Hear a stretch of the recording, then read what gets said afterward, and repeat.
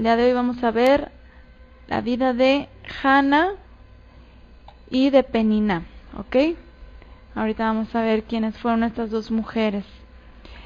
La historia de Hannah, o de Ana, como la conocemos comúnmente, la historia de Ana se desarrolla entre los años 1171 y 1165 antes de la era común, aproximadamente en la época de los jueces.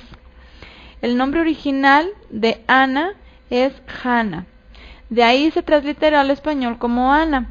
El significado hebreo de Hannah quiere decir agraciada o favorecida. Esa sería la traducción inmediata que le podríamos encontrar o que tiene esta palabra o este nombre, Hannah. Pero la raíz primaria de la que se deriva su nombre es la palabra Hanán, que también de aquí viene el nombre de Yohanan, el famoso apóstol Juan, que su nombre en hebreo es Yohanan, y bueno, tanto Hannah como Yohanan tienen por raíz la misma palabra que es Hanán, que significa doblar, inclinarse en bondad hacia un inferior, favorecer, conceder, mostrar, orar, pedir, rogar y suplicar. Y creo que con todos estos significados, al escucharlo, ya podríamos un poco imaginarnos o podríamos entender qué tipo de mujer fue ella, recordando su historia, ¿verdad? Que son significados bastante, aparte de que son muy muy lindos este nombre de Hannah, sus significados vamos a ver que además tienen una sombra profética en su vida. Hannah fue una mujer israelita, probablemente de la tribu de Leví. Fue esposa de Elcana, un hombre levita que habitaba y servía en un lugar de Efraín llamado Ramataim de Sofim. Unas 4 generaciones atrás, sus antepasados se fueron a vivir ahí. Los levitas, como se sabe, no tenían territorio propio porque, les dijo el Eterno, yo soy su heredad. Así que servían entre las demás tribus ministrando. El nombre de Elcana, como lo tenemos por acá en hebreo, nada más que aquí salió al revés, aquí se ve de izquierda a derecha, pero en realidad el hebreo se lee de derecha a izquierda, pero bueno, aquí de derecha a izquierda podemos ver el nombre de Elcana.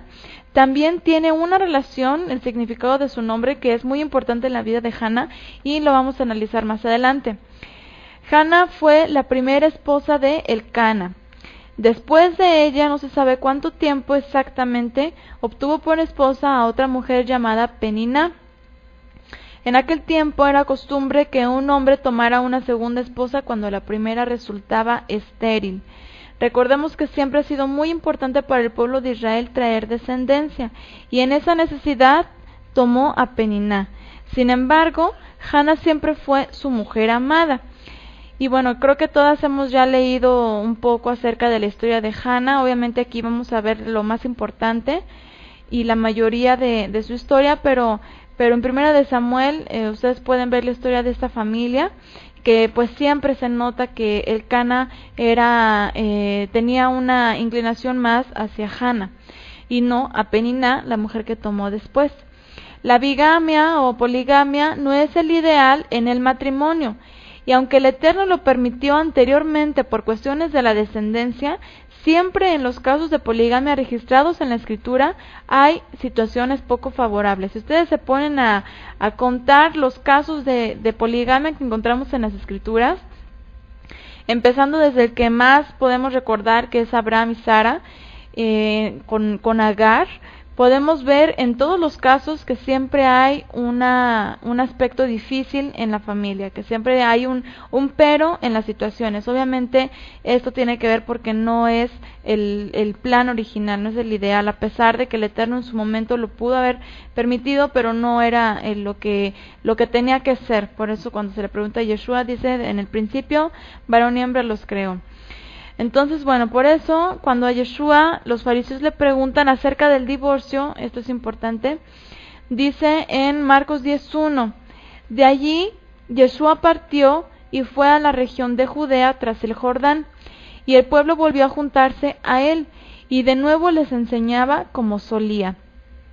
Y algunos fariseos le preguntaron para ponerlo a prueba si era permitido que un hombre se divorcie de su esposa. Él respondió y les dijo, ¿qué os mandó Moisés? Ellos dijeron, Moisés permitió dar carta de divorcio y repudiarla. Y respondiendo Yeshua les dijo: por la dureza de vuestro corazón os escribió este mandamiento. Pero al principio de la creación, varón y hembra los hizo el Eterno. Obviamente aquí los fariseos estaban hablando acerca de un get, de una carta de repudio, para que el hombre pudiera despedir a su mujer de su casa. Pero aquí en el caso de Elcana, pues estamos hablando de una poligamia, o sea, Elcana no despide a Hannah, sino que toma a otra esposa, como en muchos otros casos que ya hemos examinado acerca de hombres que toman más de una esposa. Entonces, pero bueno, vemos que a pesar de que el Eterno en su momento lo haya permitido por ciertas razones, no vemos una situación favorable en estas costumbres. Así que, aunque el pueblo de Israel al pueblo nunca se le dio un mandamiento en el que se le prohibiera a un hombre desposar a más de una mujer, sí se han fijado que hay muchos mandamientos que son muy específicos, que dicen que sí, que no y cómo. Sin embargo, no hay uno que diga, habla del adulterio, habla de que un hombre no debe de codiciar a la mujer de otro hombre, o sea, una mujer que ya está comprometida con otro hombre, pero no habla de tomar a más de una esposa, obviamente mujeres que no tengan ningún compromiso. Entonces, bueno, aquí es un punto controversial, hay muchísimas opiniones, respetables todas. Sin embargo, a pesar de todo, pues vemos que el Eterno lo permite y lo usa en su momento, pero no es el plan original, ¿no? Entonces, bueno, no se le dice a los hombres en la Torah que no pueden desposar a más de una mujer. Sin embargo, Yeshua nos enseña que en el original el Eterno creó a un varón y a una hembra para ese varón. Así se logra un matrimonio en armonía y plenitud. El nombre de Peniná significa voltear, girar, y perla. Perla por redonda, hermosa pero dura. O sea, aquí el nombre de Peniná tiene estas connotaciones. Perla por ser redonda y ser hermosa pero ser muy dura. También significa precioso, significa coral y entre muchos más. En 1 de Samuel, capítulo 1, verso 2, dice que Peniná tenía hijos, pero Hannah no. El relato nos dice que esta era una razón por la cual Hannah era oprimida por Peniná. Incluso la llama su rival. Ahorita lo vamos a ver. Lo que nos da a entender que entre ellas no había una buena relación, obviamente. En la época bíblica, tener hijos era de mucha importancia, y no solo bastaba con tener uno, como hoy en día, que las familias ya normalmente dicen con uno, o con dos, o a lo mucho tres. Obviamente vivimos en otra época, otra sociedad, otro estilo de vida, otro tiempo profético, etcétera, pero de todos modos la descendencia es algo de mucho valor en las familias. Así que Hannah no solo estaba triste por no tener hijos, además una mujer dura como una perla o un coral la oprimía. Es probable que Peniná haya sido una mujer hermosa, digo, pensando en una apariencia agradable, pero a pesar de que ella haya sido una mujer bella físicamente, pues vemos que en su interior reflejaba este aspecto de maldad contra Hannah, que era burlarse, que era presumir lo que ella en ese momento tenía, que era ser fecunda, en contra de Hannah, que en su momento no tenía hijos. Pero vamos a ver que el Eterno hace justicia a Hannah y pasa algo muy muy lindo. Es muy interesante que el nombre de Peniná parece ser el femenino de la palabra paní, que a su vez tiene relación con la palabra panim, que esta palabra significa cara o rostro. Y los significados que se desarrollan son los siguientes: delantera, defender, enfrentar, enojo, filo, frente, ídolo, interponer, ira y triste, entre muchos otros ya similares a estos significados. Todos estos significados nos amplían más el panorama de cómo era que Peniná oprimía a Hannah. Seguramente era de la forma más descarada y desalmada que puede haber para burlarse de alguien como Hannah, quien seguramente nunca le contestó alguna ofensa.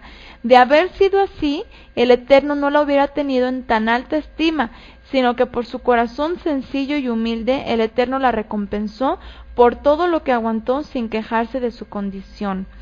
No decidió callar ella decidió callar, Hannah decidió callar e ir delante del Eterno a derramar su corazón en súplica y oración. O sea, ella nunca contestó a las agresividades o nunca contestó a las faltas de respeto que le estaba haciendo Peniná, sino que ella se lo guardaba, lloraba, y hasta que llegó un momento en el que su aflicción fue tan grande que fue delante del Eterno y le hizo una oración.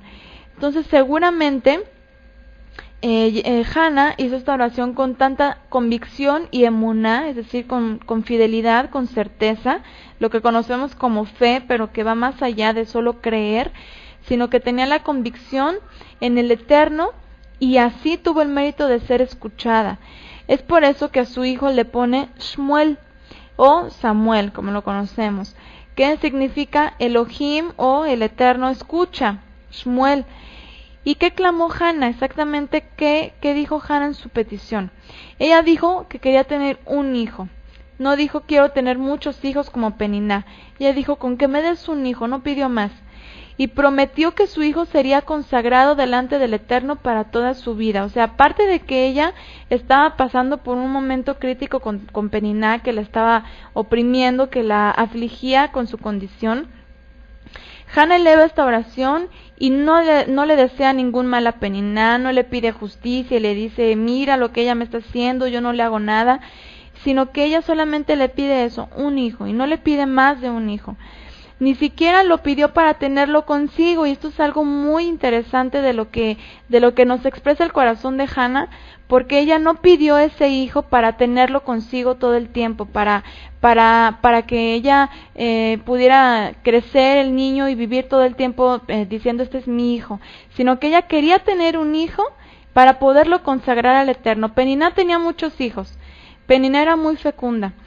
Sin embargo, ella tenía sus hijos y estaban con ella, y de alguna manera esos niños eran dirigidos en los caminos del Eterno, puesto que pues eran hijos de un hombre como Elcana. Sin embargo, ninguno de esos hijos, al menos que se registre, estaban sirviendo directamente al Eterno en el templo o en el tabernáculo. Entonces, en este caso, Hannah es lo que pide al Eterno. Ella le pide un hijo, pero no para tenerlo con ella como una forma egocéntrica de decir ya tengo un hijo, ya por lo menos tuve un hijo, sino que ella lo quiso tener para consagrárselo al Eterno. Su mayor anhelo era instruirlo en los caminos del Eterno para que se dedique a andar en ellos por siempre, no para que pudiera decirle algo a Peniná de que mira yo ya por lo menos tuve un hijo, sino que ella lo quería para podérselo ofrecer al Creador. Vamos a leer 1 Samuel 1, del 1 en adelante. Hubo un varón de Ramataim de Sofim, del monte de Efraín, que se llamaba Elcana, hijo de Jeroham, hijo de Eliú, hijo de Tohu, hijo de Suf, efrateo. Y tenía él 2 mujeres, el nombre de una era Hannah y el de la otra Peniná. Y Peniná tenía hijos, mas Hannah no los tenía. Todos los años aquel varón subía de su ciudad para adorar y para ofrecer sacrificios al Eterno de los ejércitos en Shiloh, donde estaban 2 hijos de Elí, Ofni y Finés, sacerdotes del Eterno. Y cuando llegaba el día en que Elcana ofrecía sacrificio, daba a Peniná su mujer, a todos sus hijos y a todas sus hijas, a cada uno su parte. Pero a Hannah daba una parte escogida. O sea, especialmente para Hannah apartaba una parte que iba a ser para el sacrificio, para la ofrenda. Porque amaba a Hannah, aunque el Eterno no le había concedido tener hijos. Y su rival la irritaba. Fíjense aquí cómo ella empieza a llamarle su rival, enojándola y entristeciéndola. O sea, Hannah, a pesar de esa sumisión que se nota que tenía en su corazón, a pesar de que ella nunca se puso al tú por tú con Peniná, o sea, nunca le dice nada, pero se enojaba. Aquí vemos que ella se enojaba y además se dolía, se entristecía por lo que le estaba haciendo esta mujer, por lo que el Eterno no le había concedido tener hijos. O sea, Peniná la irritaba con su fecundidad de Peniná, y bueno, pues Hannah se sentía triste, se enojaba porque pues no podía hacer nada en contra de lo que ella llamaba su rival aquí en el versículo que estamos leyendo. Así hacía cada año.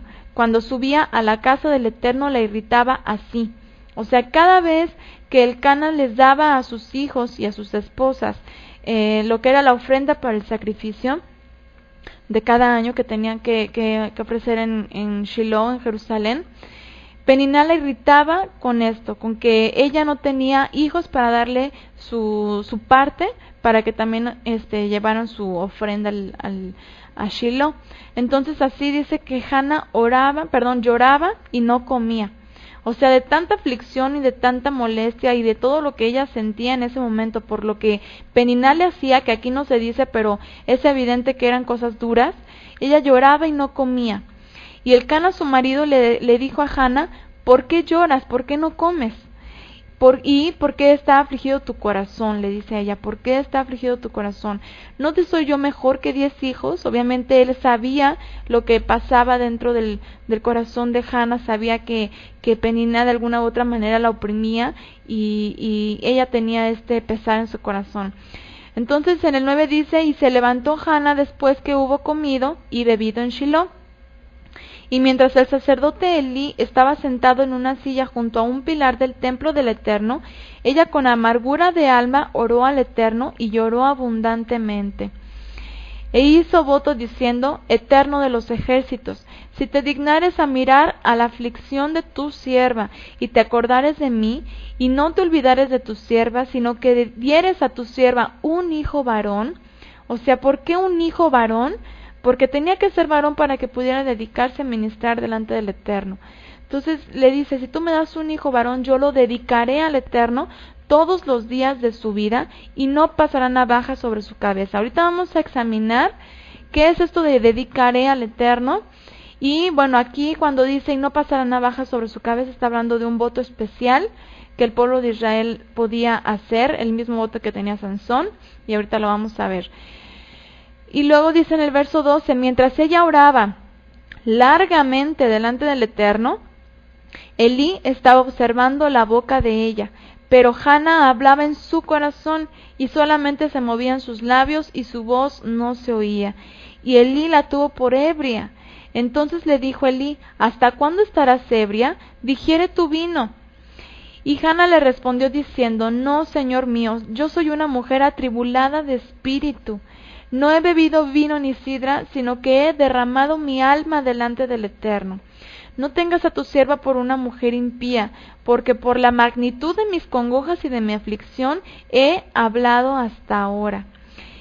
Elí le respondió y dijo: ve en paz, y el poderoso de Israel te otorgue la petición que le has hecho.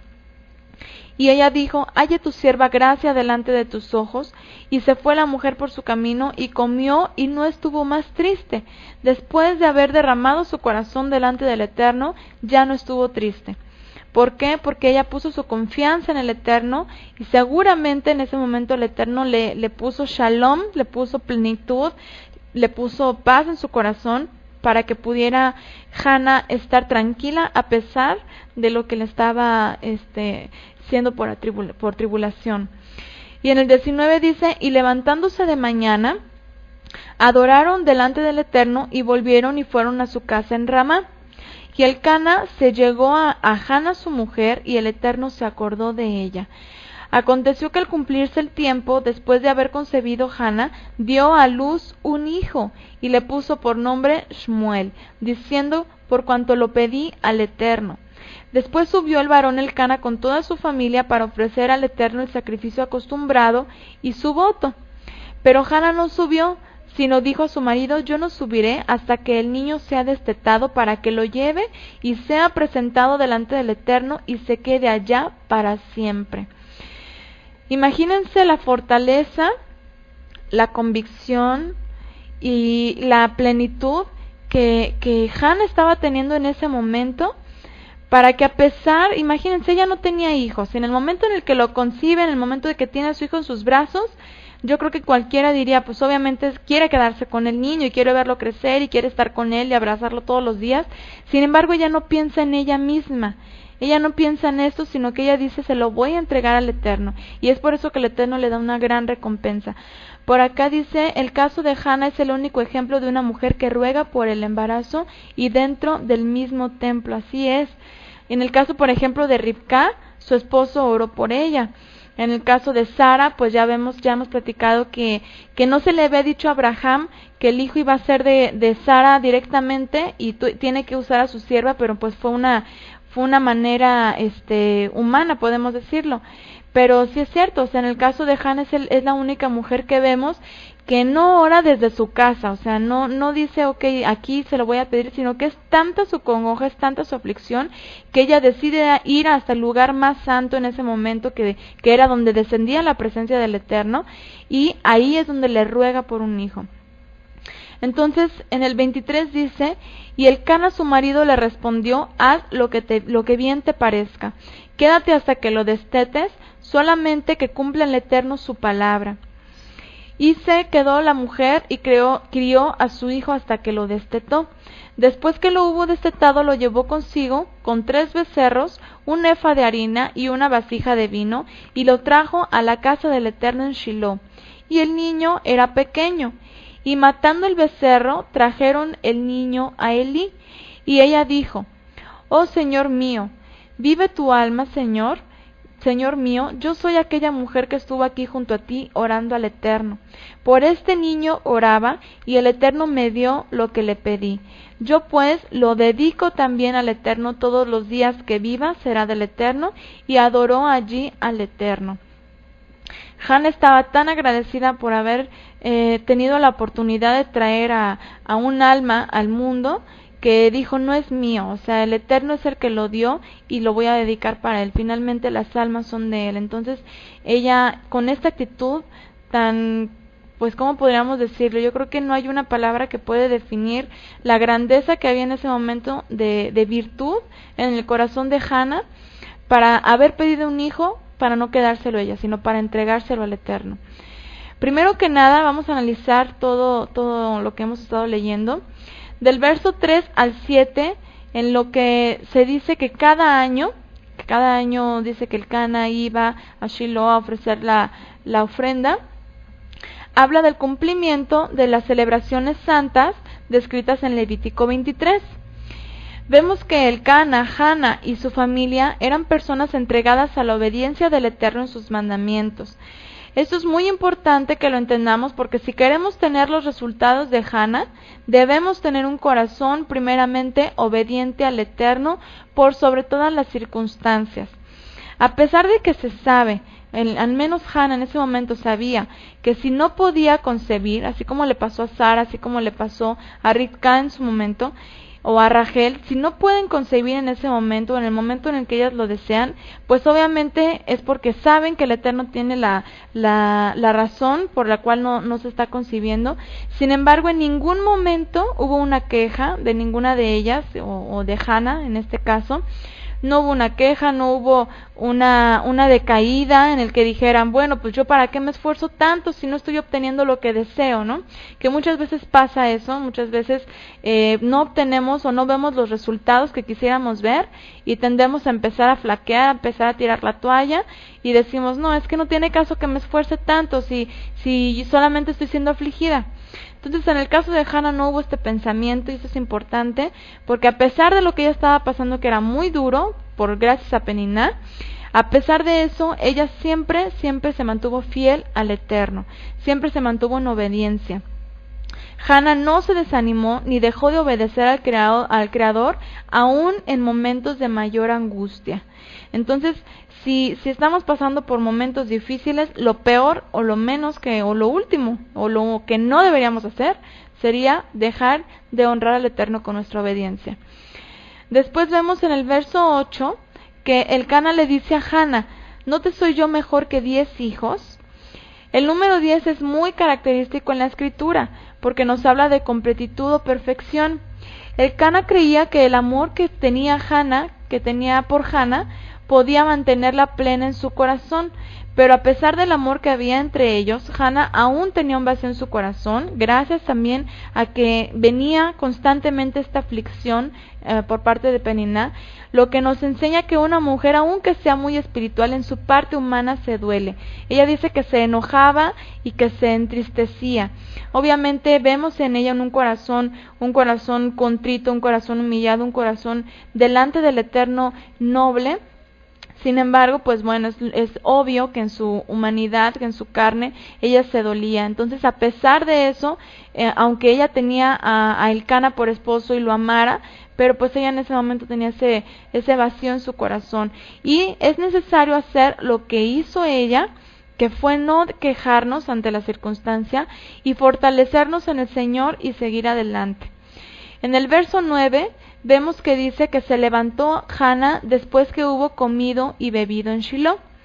Shiloh está hablando de Jerusalén, el lugar que el Eterno eligió para poner su santuario o su templo, donde descendería de tiempo en tiempo su presencia.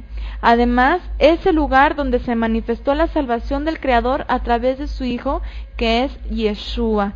Y bueno, aquí su nombre, Yeshua, su nombre en el original, pues es muy importante también dentro de la historia de Hannah. Ahorita vamos a ver por qué. Recordando que Yeshua significa salvación del Eterno, salvación de Yah.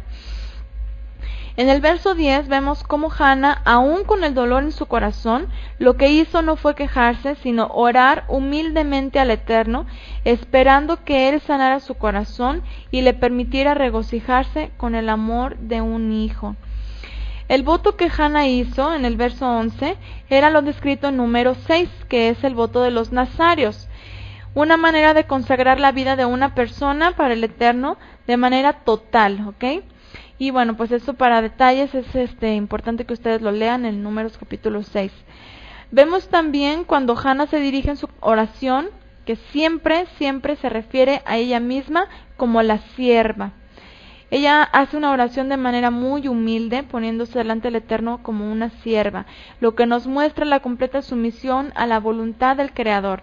Finalmente, el Eterno es nuestro amo, es el amo del universo, es quien nos dirige, es el que nos gobierna, es por quien son todas las cosas y para quien son todas las cosas, y pues nosotros solamente tenemos que sujetarnos a su voluntad y somos siervos, e incluso somos siervos inútiles, porque solamente hacemos lo que tenemos que hacer, y muchas veces no somos capaces de dar un poco más de lo que podemos dar. Y en este caso Hannah hace una oración en la que todo momento se dirige a sí misma como la sierva.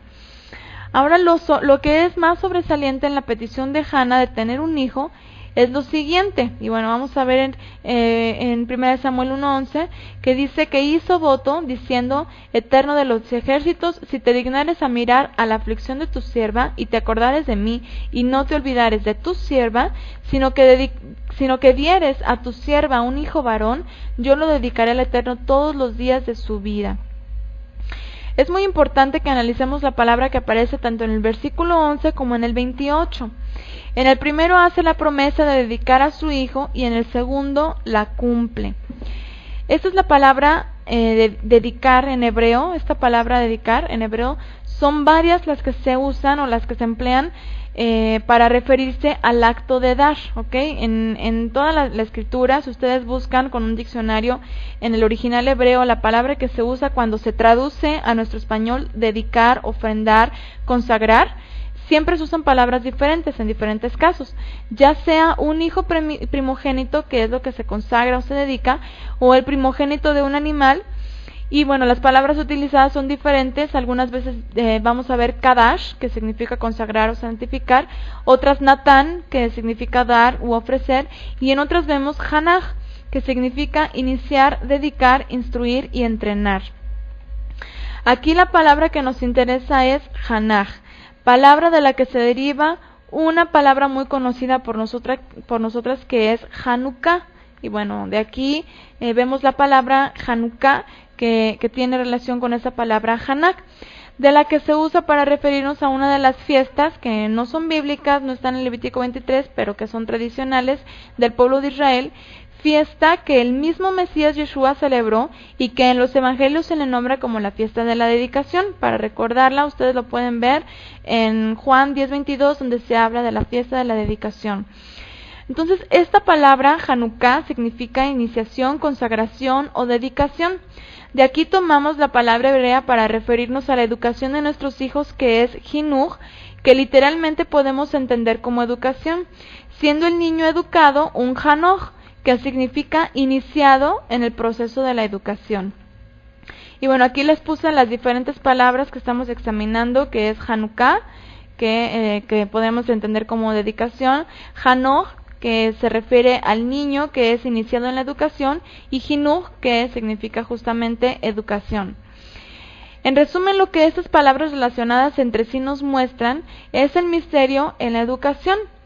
¿Qué hacemos con un hijo? Bueno, al tener un hijo, lo que hacemos es consagrarlo o dedicarlo, que nos recuerda la palabra Hanukkah, al Eterno para iniciarlo, Hanoch, en la educación que es el Hinuch de la Torah.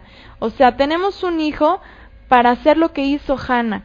No tenemos un hijo para ofrecérselo al mundo, no tenemos un hijo para que hagamos de ese hijo un super empresario, o para que hagamos de ese hijo un super deportista de éxito, o para que sea alguien de renombre dentro de la sociedad, sino que tenemos un hijo para hacerlo un Hanoch y para instruirlo en el Hinuch de la Torah, que pues ese es lo único que puede permitir que el alma de este niño permanezca para siempre, que es la educación en la Torah.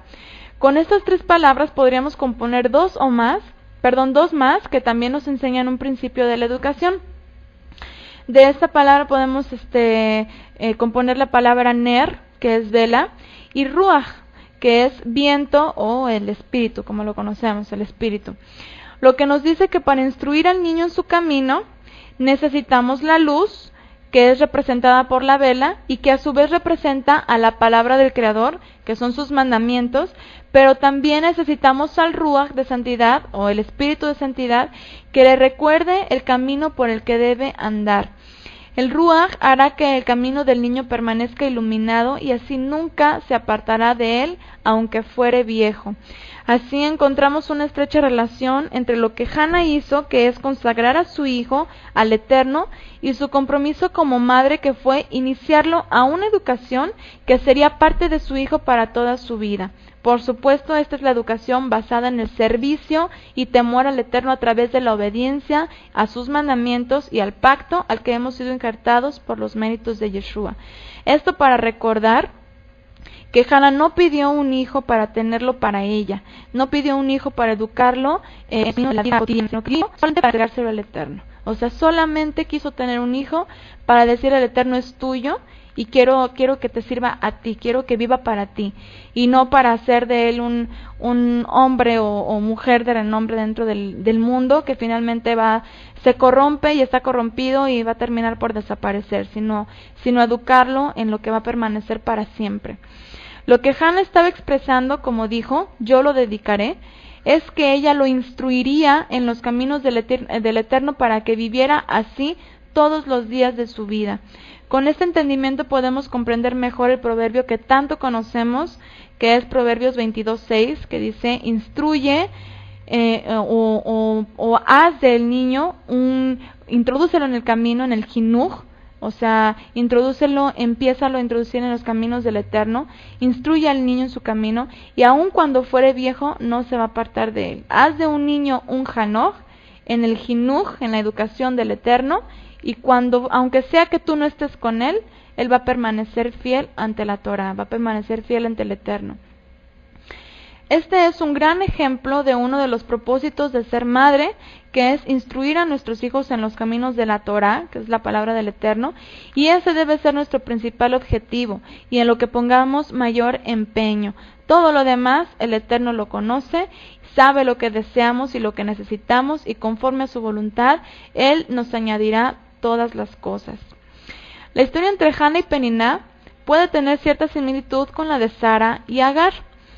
En este caso, Sara quiso obtener un hijo por sus propios medios al creer que el hijo vendría a través de su sierva. Vamos a recordar esto porque es importante, ya que lo estoy mencionando. No quiero que se quede la misma idea que se tiene siempre de que Sara se precipitó y como no venía el niño, agarró a la sierva y se la dio a su esposo. No fue exactamente así, sino que recordemos que cuando a Abraham se le dio la promesa de un hijo, en un principio no se le especificó que el hijo vendría de su esposa. Esto lo podemos ver hasta el capítulo 17, cuando se le dice que de Sara también iba a tener un hijo. Fue hasta que había nacido ya Ismael nació en el capítulo 16, que el Eterno le dijo que también de Sara tendría un hijo. Si ustedes analizan con cuidado todo lo que es la historia o el orden en el que a Abraham se le da la promesa del niño, obviamente vamos a darnos cuenta que primero se le dice que va a tener un hijo, no se le dice de quién.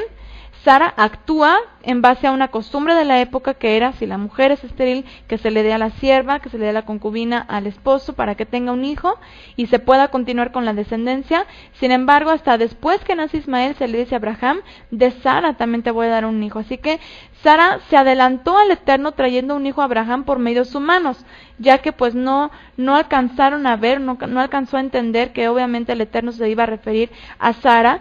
Y bueno, pues después de tantos años de esterilidad, ¿quién puede pensar que de ella iba a ser el hijo? Sino que lo primero que se vino fue, seguramente a través de mi sierva va a venir el descendiente. Aunque no fuera de la voluntad del Eterno, a pesar de todo esto, recordemos que también Ismael y su descendencia recibió bendición.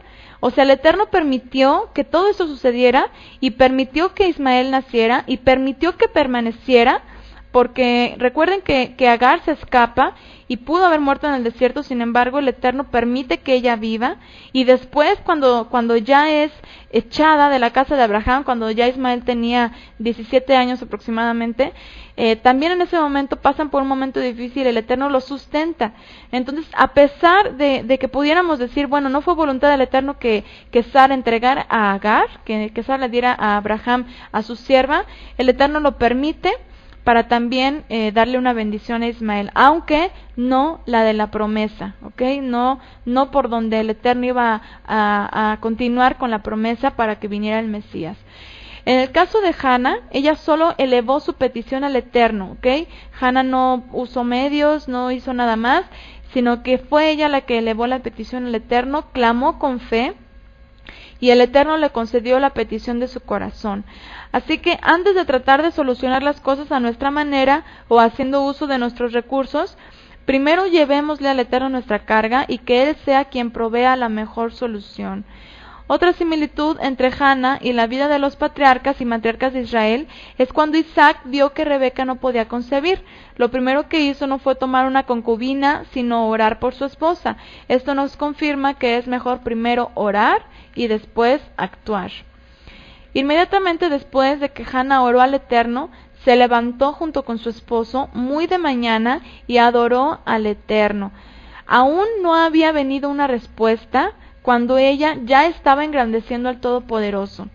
Lo mismo pasa con nuestras peticiones. Apenas nos disponemos a orar, y con esto vamos a recordar un poco a Daniel, en Daniel 10:12, cuando apenas él iba a empezar a orar y ya el Eterno ya le estaba enviando la respuesta de su oración. Entonces así pasa muchas veces con nosotras, cuando hacemos una oración que va conforme a la voluntad del Eterno, que el Eterno ya sabe que esa petición está en nuestro corazón. Él permite que en el momento en el que nosotros estemos orando, Él ya tenga la respuesta, ya tenga la solución o ya tenga la respuesta a nuestra petición. Esto nos ayuda a confiar plenamente en que lo que suceda después de nuestra oración será conforme a su voluntad. Se cumpla o no se cumpla, de todos modos es voluntad del Eterno. Y como se cumpla, si no es como nosotros lo esperamos o como nosotros lo queremos, o si nunca llega, pues es porque es voluntad del Eterno. Y tampoco afanarnos en algo, porque finalmente el Eterno muchas veces concede o permite ciertas peticiones por causa de nuestra terquedad, pero tarde o temprano nos vamos a topar con la respuesta de por qué el Eterno no nos quería cumplir una petición. Entonces, mejor tenerlo, guardarlo como Miriam, la madre de Yeshua, guardarlo en nuestros corazones y ponérselo de una vez al Eterno, y Él sabe en qué momento enviará la respuesta a nuestra petición. Por acá dicen, Hannah nos da ejemplo de emuná. Así es, que es humildad, obediencia, paciencia y esperar en Él. Así es. Y bueno, pues qué mejor ejemplo podríamos tener que Hannah, ¿verdad? Para esto, para la certeza de que finalmente el Eterno tendría la respuesta a su petición, sea sí o sea no, pero el Eterno iba a hacer lo que Él sabía que era lo mejor para Hannah. Una vez que nace Shmuel, Hannah decide esperar hasta destetar al niño para subir a dedicarlo a Shiloh, o Jerusalén. Esto porque los primeros 3 años del niño, según la tradición hebrea, es un tiempo importante para arraigar en el corazón del niño el entendimiento del Eterno en su instrucción. De hecho, Moisés fue destetado a los 3 años, según la tradición hebrea, y durante ese tiempo su madre, Jochebed, le enseñaba la verdad de su fe. Es por eso que al llegar a conocer de qué pueblo proviene, entendió que solo hay un solo poderoso. Hannah, sabiendo esto, decide esperar a que Shmuel pueda ingerir completamente alimento sólido, para entonces dejarlo en manos del Eterno, quien guiaría toda su vida. Y bueno, esto lo vemos en 1 Samuel del 1:22 al 28. El cántico de Hannah se asocia mucho con el cántico de Miriam o María, madre de Yeshua, con el famoso Magnificat. Obviamente, Miriam, como una mujer hebrea, conocía la historia de las mujeres de su pueblo y se inspiró en el cántico de Hannah, que además viene a confirmar la profecía que Hannah habla en su cántico. Y pues aquí vamos a entrar a un tema que a mí se me enchinó el cuerito cuando empecé a ver esto, lo que vamos a ver ahorita en el hebreo, porque es hermoso lo que el Eterno hace a través de Hannah con este cántico que es obvio y que es seguro que no fue algo que solamente salió de un corazón de una mujer, sino del corazón de una mujer que le había entregado su vida al Eterno y que el Eterno ministra ese corazón para que saliera de su boca este cántico, estas palabras. Y vemos en 1 Samuel 2:1, vamos a examinarlo, que dice: y Hannah oró y dijo, ya cuando concibe, dice: mi corazón se regocija en el Eterno, mi poder se exalta en el Eterno, mi boca se ensanchó sobre mis enemigos, por cuanto me alegré en tu salvación. Mi boca se ensanchó sobre mis enemigos, por cuanto me alegré en tu salvación. Esta frase en hebreo es Kismati Bishuateja, ¿ok? Aquí salió al revés. Es de derecha a izquierda, debe ser de derecha a izquierda, pero bueno, sale al revés. Kismati Bishuateja. Hablando de la palabra raíz, que justamente aquí en esta palabra Bishuateja, que es en tu salvación, eso es lo que podríamos traducir, en tu salvación. Esta palabra viene de la palabra Yeshua. El nombre que fue dicho debía ser el del Mesías de Israel. Cuando Miriam se le dice que concebirá un hijo, le dice el malaj, el ángel que se le presenta, y pondrás por nombre Yeshua, y le pondrás por nombre Yeshua. Obviamente no le dijo y le pondrás por nombre Jesús, sino que le dijo le pondrás por nombre Yeshua, donde vemos que Hannah profetiza por primera vez al Mesías. O sea, el nombre del Mesías, ella lo menciona, por cuanto me alegré en tu salvación. Y bueno, pues esto en su momento, obviamente, bueno, podemos decir fue algo que salió del corazón de Hannah por lo que estaba pasando, por su hijo, que estaba muy alegre porque ella concibe y todo esto, pero obviamente eso no es una casualidad, no es algo que solamente le salió de su corazón, algo muy lindo y ya, sino que el Eterno lo inspira en su corazón y ella lo habla y se convierte en unas palabras proféticas, por cuanto me alegré en tu salvación. Y bueno, aquí es muy muy lindo ver que una mujer como Hannah dice y proclama en su cántico el nombre de Yeshua. Tan solo en este versículo 1, vemos cómo Hannah exalta con todo su ser, con todo su ser. Dice ella, mi corazón se regocija en el Eterno. El corazón es el centro del ser humano. Mi poder se exalta en el Eterno. Cuando ella dice mi poder, está hablando de la fuerza con la que se dispone el hombre. Mi boca se ensanchó sobre mis enemigos. Cuando ella dice mi boca se ensanchó, simboliza la sonrisa por la victoria otorgada por el Eterno sobre los enemigos. Y bueno, para esto les puse por acá el Salmo 35, del 21 al 25, y bueno, lo vamos a ver para ampliar un poquito más lo que aquí Hannah está diciendo. Salmo 35, del 21 al 25. Se los voy a leer por acá.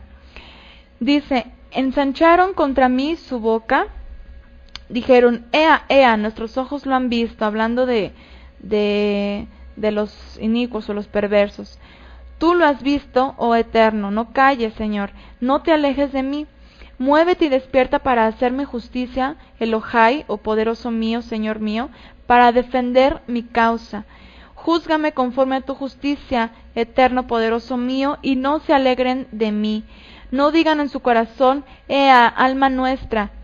No digan, le hemos devorado. O sea, aquí este salmo habla de cómo una oración se eleva delante del Eterno para que los enemigos no sonrían por causa de nuestras aflicciones, para que no digan, mira dónde está tu poderoso y mira cómo estás. O sea, que vean una condición baja en nosotros de alguna manera o de algún tipo y puedan burlarse de nuestro poderoso. Entonces aquí Hannah dice, mi boca se ensanchó, porque finalmente fue ella la que sonrió, finalmente, la que elevó su cántico de gratitud al Eterno por causa de la victoria que ella no buscó por sus propios medios, sino que el Eterno le otorga por su corazón. Y después dice en el verso 2, dice, no hay santo como el Eterno, porque no hay ninguno fuera de ti, y no hay refugio como el poderoso nuestro. Aquí Hannah reconoce al único poderoso, al poderoso de poderosos. Y dice en el verso 3, no multipliquéis palabras de grandeza y altanería, lo que estábamos viendo en el Salmo. Cesen las palabras arrogantes de vuestra boca, porque el poderoso de todo saber es el Eterno, y a él toca el pesar de las acciones. Y bueno, aquí les puse la traducción que se usa más comúnmente, la Reina Valera 60, pero les voy a poner por acá, les puse la otra traducción que también es interesante lo que dice, y para tenerlo más claro, qué es lo que Hannah estaba diciendo en este verso 3. En otra versión dice, dejad de hablar con tanto orgullo y altivez. No profiráis palabras soberbias. El Señor es un poderoso que todo lo sabe, y Él es quien juzga las acciones. Finalmente el Eterno conoce todos los corazones, y Él sabe cómo va a proceder con todos. En el 4 dice, los arcos de los fuertes fueron quebrados, y los débiles se ciñeron de poder. Débiles entre comillas, fuertes entre comillas, a los ojos de los hombres tal vez, pero no ante los ojos del Eterno, quien estaba dándole el poder en ese momento a Hannah de poder volver a sonreír, de poder deleitarse en la voluntad del Eterno. En el 5 dice, los saciados se alquilaron por pan, y los hambrientos dejaron de tener hambre. Hasta la estéril ha dado a luz 7, y la que tenía muchos hijos languidece. En los versos 3, 4 y 5, Hannah habla de su rival Peniná y muestra cómo el Eterno resiste a los soberbios y da gracia a los humildes. El 7, cuando dice hasta la estéril ha dado a luz 7, es una referencia de plenitud o completitud. Con tan solo un hijo se sintió plena. Aún así vemos que el Eterno le dio más de lo que pidió. En el verso 6 dice, el Eterno mata y Él da vida, Él hace descender al Seol y Él hace subir. El Eterno empobrece y Él enriquece, abate y enaltece. Hannah confía plenamente en el Eterno, en las buenas y en las malas, tal como lo hizo Job, reconociendo su omnipotencia sobre todas las cosas. En el verso 8 dice, Él levanta del polvo al pobre, y del muladar exalta al menesteroso, para hacerle sentarse con príncipes y heredad un sitio de honor, porque del Eterno son las columnas de la tierra, y Él afirmó sobre ellas el mundo. Aquí Hannah hace la primera mención de la profecía mesiánica, hablando de la resurrección del Mesías y del poderío que se concedió sobre príncipes, reyes y dominio sobre toda potestad. En el verso 9 dice, Él guarda los pies de sus santos, mas los impíos perecen en tinieblas, porque nadie será fuerte por su propia fuerza. Y bueno, aquí Hannah nos recuerda de lo que estábamos hablando, nadie será fuerte por su propia fuerza. Hannah reitera la soberanía del Eterno y cómo Él bendice a los que guardan su Torá, o sea, a sus santos, que son los apartados del pecado, según lo que vemos en 1 Juan 3:4, que el pecado es infracción de la ley, es quebrantar los mandamientos, y a esos es a los que el Eterno les da gracia. Los impíos son los que no guardan los mandamientos y por lo tanto están en tinieblas, según lo que vemos aquí en las palabras de Hannah. En el verso 10 dice, delante del Eterno serán quebrantados sus adversarios, y sobre ellos tronará desde los cielos. El Eterno juzgará los confines de la tierra, dará poder a su rey, y exaltará el poderío de su ungido. Esta palabra ungido es justamente la palabra hebrea Mashiach, o Mesías, que viene de la palabra Mashiach, y de la cual han traducido al griego como Cristo. Entonces aquí vemos que Hannah en su cántico hace mención una vez más del Mesías. Todo este versículo 10 habla del reinado del Mesías, en el 8 habla de su muerte y su resurrección, pero en el 10 ya habla de su segunda venida, es decir, cuando desde los cielos se escuchará el shofar o el sonido de trompeta para reunir a sus escogidos y traer el juicio a las naciones, para colocar a los suyos en los cielos nuevos y tierra nueva en Jerusalén celestial, que ha sido preparada para los santos. Desde Génesis, la primera vez que se hace mención al ungido como rey es justamente aquí, en 1 Samuel 2:10, y fue dicho por una mujer. Poco más de 1000 años, otra mujer, después obviamente, otra mujer llamada Hannah también, vio parte del cumplimiento de la profecía de este cántico. Y esto lo encontramos en Lucas 2, 36 al 38. Lo vamos a ver rápidamente. Dice, estaba también la profetisa Hannah, y fíjense, una mujer que también era una profetisa, que proclamaba, que hablaba la palabra inspirada por el Eterno, como lo hizo Hannah en su cántico, quien era hija de Fanuel de la tribu de Aser, de edad muy avanzada. Se había casado muy joven y a los 7 años de matrimonio había enviudado. Tenía 84 años. Estaba siempre en el templo sirviendo al Poderoso noche y día con ayunos y oraciones. Se presentó en aquel mismo momento y daba gloria al Eterno, hablando del niño a todos los que esperaban la liberación de Israel. Y bueno, aquí hablando de cuando Miriam o María y Yosef van al templo a presentar o a llevar a Yeshua y ofrecer la ofrenda acostumbrada. Entonces, pues bueno, aquí vemos que nada es coincidencia. La primera mujer que profetizó acerca del rey Mesías o ungido o del Mashiach se llamaba Hannah, que su principal don era el de la oración y consagración completa al Eterno, y por eso es que dedicó a su hijo al servicio del Eterno, del Eterno en el templo, porque tenía un corazón completamente entregado a él. Y la mujer que vio el cumplimiento de las profecías respecto al Mashiach o al Mesías también se llamó Hannah. Y tenía un corazón completamente consagrado al Eterno. Desde que enviudó, que fue muy joven, ella pudo haberse casado otra vez. Sin embargo, ella se dedicó al servicio del templo y tenía que hacerle honor a su nombre. Se dedicaba a orar y ayunar por el pueblo de Israel. De día y de noche ella lo hacía, lo que nos habla de una entrega total a la oración y una devoción y fe tan plenas que el Eterno seguro la escuchaba como escuchó a Hannah, la madre de Shmuel. Cabe mencionar que Hannah, la anciana profetisa, era hija de Fanuel, que en hebreo es Peniel o Penuel y significa rostro del Eterno. O sea que podemos pensar que estas dos mujeres, cuando oraban, lo hacían con tanta confianza en que serían escuchadas, que era como si platicaran con el Eterno cara a cara. Vaya coincidencias con esto de las palabras en hebreo, con los nombres en su original. Y pues recordemos que Peniná, su palabra, la palabra raíz, tiene una connotación con la palabra que aquí estamos examinando acerca de Fanuel o Penuel, que significa rostro del Eterno. Y por una parte vimos que Peniná, su nombre significa hacer frente, cara o rostro, que también se traduce como cara o rostro, pero ella le hacía oposición a Hana para oprimirla. En el caso de Hana, la profetisa del Nuevo Testamento, que vemos que su padre se llamaba Fanuel y que también tiene relación con este nombre, que es Penuel, cara o rostro del Eterno en este caso. Aquí vemos que ella seguramente fue instruida con esta misma devoción, con esta misma entrega al Todopoderoso por parte de sus padres, y que finalmente le tocó a ella ver, prácticamente ver la salvación del Eterno literalmente delante de ella, frente a su rostro, cuando vio nacido a Yeshua.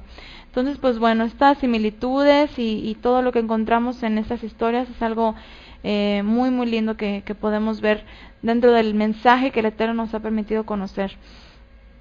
Otra sombra muy hermosa en la vida de Hana, madre de Shmuel, es nada menos que el nombre de su esposo, como comentábamos al principio.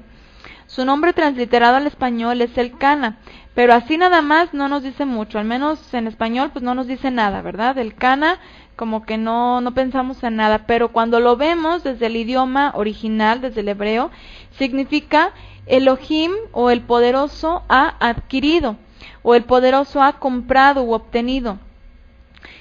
Hana elevó un cántico cuando concibió a Shmuel. Lo que habla en ese cántico ciertamente es profético, pero además Shmuel cumple la sombra de cómo sería o qué haría el Mesías. Samuel llegó a ser un ungido por el Eterno, siendo el sumo sacerdote, y llegó a profetizar al pueblo y aún a juzgarlo, obviamente a través de los mandamientos, y es exactamente la misma labor del Mesías de Israel. Él vino a hablarnos la palabra del Eterno y a enseñarnos la manera correcta de obedecerla, es decir, vino a profetizar, vino a hablarnos la palabra del Eterno. También es nuestro sumo sacerdote quien ha hecho expiación por nuestros pecados, y Él es nuestro juez, quien juzgará a vivos y muertos en su segunda venida. Por parte del esposo de Hana, quien vendría entonces a representar de una manera alegórica al Eterno, viendo el significado de su nombre, Elohim ha adquirido, nos habla de cómo el Padre Eterno ha adquirido o redimió o compró a su pueblo a través de un pago, la sangre de su Hijo. Entonces entenderíamos la analogía de la siguiente manera. El Eterno redimió a su pueblo, número 1, a través de una estéril, o sea, Judá, quien no daba a luz. Y bueno, para eso también es importante, si no han escuchado el estudio de Tamar, la nuera de Judá, dentro de las mujeres prominentes, estaría bueno que lo vieran, que lo escucharan, porque ahí hablamos también un poquito más acerca de la sombra y qué representa Judá y por qué Judá representa justamente a su tribu, que después era estéril, pero que el Eterno permite que sea fecunda. Entonces, el Eterno redime a su pueblo a través de un estéril, o sea, Judá, quien no daba a luz, pero que por la fidelidad de un remanente trajo la luz para las naciones. ¿Quién es la luz del mundo? ¿Quién es la luz de las naciones? Pues Yeshua mismo. Y Yeshua mismo nos dijo, la salvación viene de los judíos. Y bueno, esto recordando, no hablando de una religión o no hablando de una estructura específica como judaísmo, como lo conocemos hoy en día, una estructura rabínica o alágica o talmudista, sino hablando de la tribu de Judá. Un dato curioso es que cuando Yeshua dijo esta frase, se la dijo a la mujer samaritana. Samaria, y bueno, también ahí vamos a ver la mujer samaritana y vamos a ver que hay una sombra profética también en esta historia.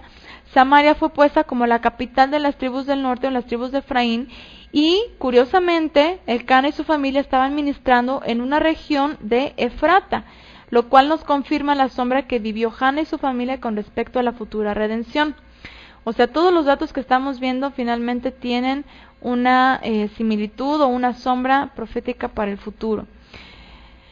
Y bueno, la siguiente manera en cómo podemos entender toda esta analogía de la redención del Eterno para su pueblo es la manera en que el Eterno adquirió nuevamente a su pueblo es por precio de sangre. El nombre de Elcana viene de las palabras El, que significa poderoso, y Caná, que significa comprar por precio, obviamente por precio de sangre en este caso. Cuando Hannah elevó este cántico, lo hacía en referencia a su hijo, o sea, su hijo, el nacimiento de su hijo y su consagración fue lo que le motivó a Hannah a elevar este cántico, pero en realidad estaba profetizando, y también lo que decidió hacer con él, es decir, consagrarlo al Eterno completamente y para siempre, llegando a ser un sumo sacerdote, también juez y profeta. Eso ya vimos que nos habla del Mesías que habría de venir, y bueno, que en su momento también ya cumple con estas características para nosotros. En 1 Samuel 2, del 18 al 20, vemos que después de que Hannah dedica a Shmuel en el templo, lo visitaba cada año cuando subía con su esposo a Shiloh para ofrecer el sacrificio acostumbrado, el cual en este caso nos habla del de la Pascua, llevándole una túnica, que es un manto o vestido sin mangas, que seguramente en el transcurso de cada año iba confeccionando para llevárselo a su hijo, quien comenzaba con sus propios servicios. Podemos llamarle servicios inferiores, que es en los patios del tabernáculo, para los levitas principiantes, hasta que pasaban un tiempo de preparación, 5 años aproximadamente, y luego ya se dedicaban al ministerio de otra manera. Así seguramente Shmuel se sentía más cerca de su madre, o simplemente era un obsequio de mucho valor para ambos, ya que Hannah hacía la tela y la tejía para elaborar el pequeño manto. Y bueno, aquí según los significados o las relaciones que encontré, todos apuntan a un manto como el que se le da a Yosef, aunque algunos otros opinan que puede ser el talit, el manto de oración, pero bueno, según las connotaciones, aquí está hablando de un manto que ella le hacía como un vestido. Las escrituras dicen que ella hacía esto cada año, y se refiere a Shmuel como un joven. No sabemos con exactitud cuántos años pasaron, pero al menos poco más de 10, hasta que el Eterno le envía más hijos a Hannah para que ella los pueda disfrutar. Además, no concibió 1 ni 2 más. El Eterno le dio 5 hijos varones y por eso vivía plenamente feliz y agradecida con el Eterno. Y bueno, de por sí ya lo estaba, ella no pidió más hijos, ella solamente pidió 1 y con eso estuvo muy agradecida. Sin embargo, pues vemos que el Eterno le da un poco más de lo que pidió o pudo haber entendido en ese momento. Además, seguramente les instruyó en los caminos de la Torá con mucha diligencia y dedicación, y oraba por ellos para que fueran hombres y mujeres consagrados al Eterno. El nombre de Hannah aparece 15 veces en 13 versículos en toda la Escritura. Uno de ellos se refiere a la profetisa del Nuevo Testamento y ya no se vuelve a hablar más de ella. Los últimos textos de Hannah dice así, 1 Samuel 2:20, dice, y Elí bendijo a Elcana y a su mujer, diciendo el Eterno te dé hijos de esta mujer en lugar del que pidió al Eterno. O sea, el sacerdote Elí oró por Hannah para que después de haber consagrado a Shmuel, ella tuviera más hijos. Y se volvieron a su casa y visitó el Eterno a Hannah y concibió y dio a luz 3 hijos y 2 hijas. Y el joven Shmuel crecía delante del Eterno. A mí aquí lo que me llamó mucho la atención es que no habla de diferentes embarazos, no hace mención, sino que aquí así como que súbitamente dice volvieron a su casa, la visitó el Eterno y concibió y dio a luz 3 hijos y 2 hijas. No sabemos exactamente cómo pasó todo esto, no especifica, no es muy claro. Sin embargo, pues como quiera que haya sido, vemos aquí que el Eterno bendice a Hannah, la bendice por lo que ella hizo, porque ella le entrega al Eterno, honra al Eterno primeramente, y después el Eterno la honró a ella con más fruto, con más hijos. Finalmente, Hannah transmitió consagración a sus hijos, en especial a Shmuel, quien fue un celoso profeta del Eterno. De la muerte de Hannah no hay registros bíblicos, ni nunca más se habla de ella, pero ha dejado una importante marca dentro de la historia del pueblo de Israel. O sea, sin duda, Hannah fue un gran ejemplo dentro de la historia de Israel y principalmente de las mujeres. Es por eso que nos estamos dedicando a examinar a las mujeres de la Biblia para conocer y aprender de lo que el Eterno ha hecho a través de ellas. Y bueno, vamos a ver en resumen de toda esa historia 10 cosas prácticas que nos enseña la vida de Hannah. Número 1, humildad. Ella era oprimida por Peniná, pero nunca tomó represalias contra ella. Jamás Hannah hizo algo o dijo algo en contra de su rival, sino que ella se mantuvo humilde delante del Eterno y el Eterno la enalteció. Número 2, ante su problema y su dolor, lo primero que hizo fue llevarlo en oración al Eterno y dejar que Él se encargue de hacerle justicia. O sea, paciencia y dominio propio que se contuvo ante los hombres, pero ante el Eterno derramó su corazón y el Eterno se encargó de hacerle justicia. Número 3, Hannah nos enseña que es muy importante llevar una vida continua de oración y exaltación al Eterno ante tribulación o ante victoria. Número 4, después de que Hannah elevó su petición, se levantó muy de mañana a exaltar al Eterno, sin saber si Él le cumpliría lo que anhelaba. O sea, ella solamente oró y después se levantó y exaltó al Eterno, pero sin saber si vendría o no la respuesta. Pero ahí vemos esa confianza que ella tenía en el Eterno. Simplemente confió y le fue otorgada su petición, y le fuera otorgada su petición o no, ella siempre exaltaría al Eterno con todo su ser. Número 5, Hannah fue una madre excepcional. Una vez nacido Shmuel, el principal objetivo fue instruirlo en las Escrituras y consagrarlo al Eterno. Nuestros hijos realmente no son nuestros, son del Eterno que envió esas almas al mundo para cumplir con su voluntad. Es por eso que nuestra prioridad debe ser guiarlos en un camino de consagración a la Torá. Número 6, Hannah tuvo un corazón de sierva, por eso el Eterno la puso en un lugar de mucha estima. Nos confirma lo que dicen las Escrituras: el que se humilla será exaltado, pero el que se exalte será humillado. Número 7, en su cántico, Hannah nos recuerda la grandeza del Creador ante toda circunstancia. Si lo tenemos siempre presente, que el Eterno es grande por sobre todas las circunstancias y todo lo que nos aqueje, seguramente eso nos va a aligerar nuestras cargas. Número 8, Hannah no pidió más, solamente pidió un hijo y el Eterno le dio mucho más abundantemente. Esto nos recuerda que solo el Eterno conoce las peticiones de nuestro corazón y no nos afanemos por lo que aún no tenemos. Demos gracias por lo que ya hemos recibido y el Eterno nos dará más de lo que podamos entender si así es su voluntad. Número 9, Hannah era una mujer trabajadora, seguramente era como la mujer descrita en Proverbios 31. Trabajaba e hilaba para hacerse sus vestidos y vestir a su familia, lo que habla de su dedicación y empeño a sus labores. Y por último, número 10, Hannah, una mujer sin igual, nos enseña que todo depende de nuestro corazón, de nuestros pensamientos que al final proyectaremos en nuestros actos. Sometamos todo nuestro ser al Creador, haciendo tesoros en los cielos, los cuales nunca perecerán, y recibiremos una recompensa en el plano celestial.